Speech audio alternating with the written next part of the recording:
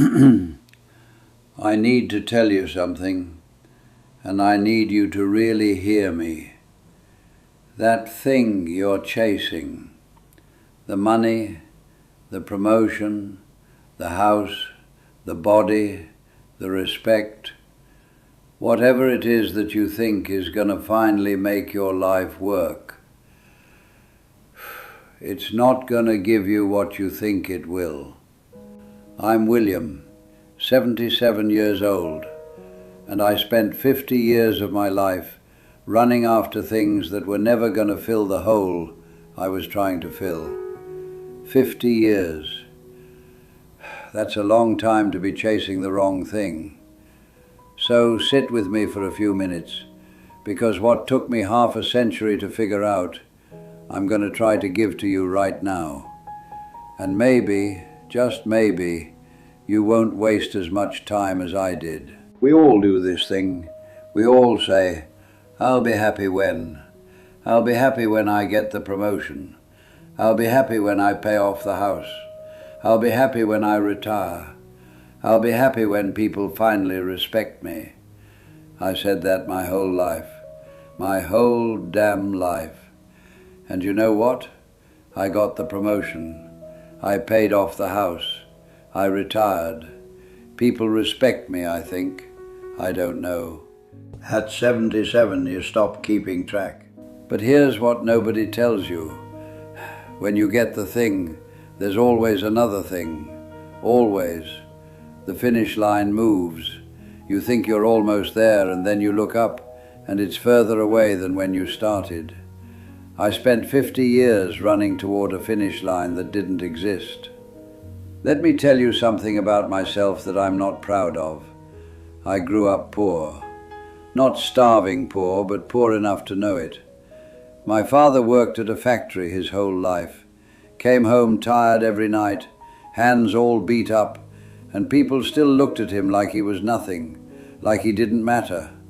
I watched that. I was maybe 10, 11 years old, and I watched how people treated my father. And something in me said, that's not going to be me. I'm going to be somebody. I'm going to make people respect me. So that's what I did. I worked. Lord, I worked. 60, 70 hours a week sometimes. Missed my kids growing up. Missed dinners. Missed baseball games. Missed everything. But I was building something. I was becoming somebody. By 52, I was a vice president. Corner office. People called me sir. My name was on the door. And you know what I felt? Nothing. I mean, not nothing. I felt, I don't know how to describe it. Empty, I guess. Like I climbed all the way up this mountain, and when I got to the top, there was nothing there. Just another mountain. I remember sitting in that corner office, door closed, looking out the window, thinking, this is it? This is what I gave up everything for? Took me another 20 years to understand what happened. 20 years. I'm a slow learner, I guess.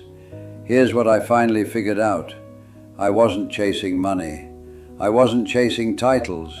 I wasn't even chasing respect. Not really. I was chasing a feeling.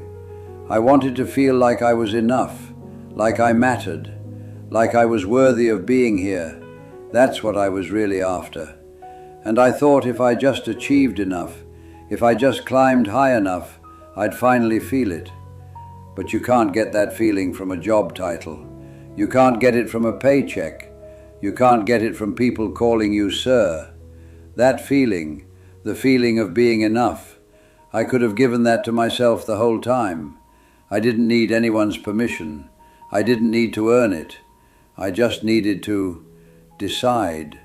Decide that I was worthy, that I mattered, that I was enough, exactly as I was. I could have done that at 25. I did it at 73. That's 48 years I wasted trying to earn something that was already mine.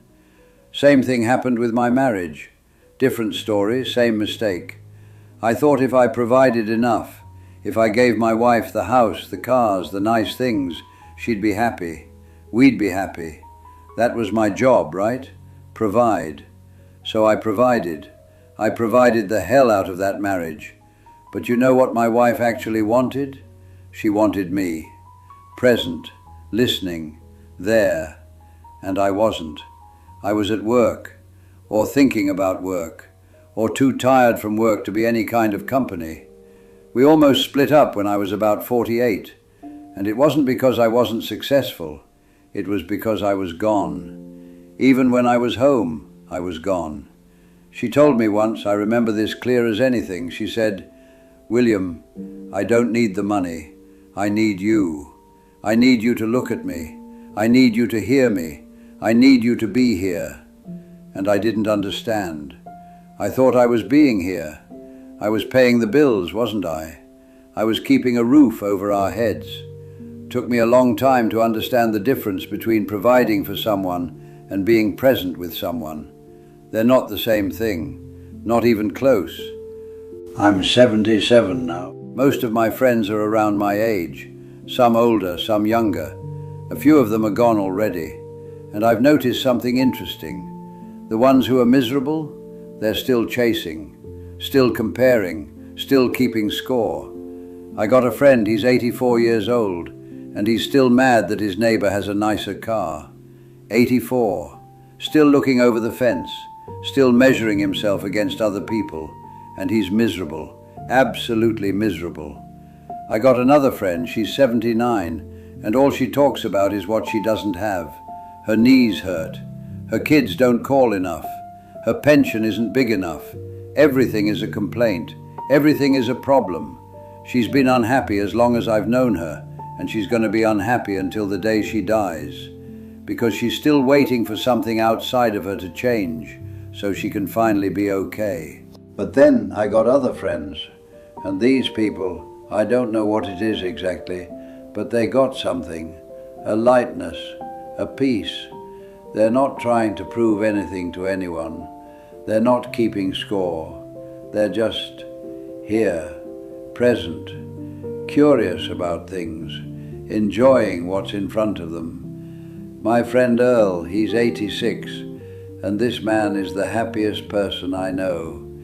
He doesn't have much, little apartment, fixed income, health isn't great, but he wakes up every morning grateful.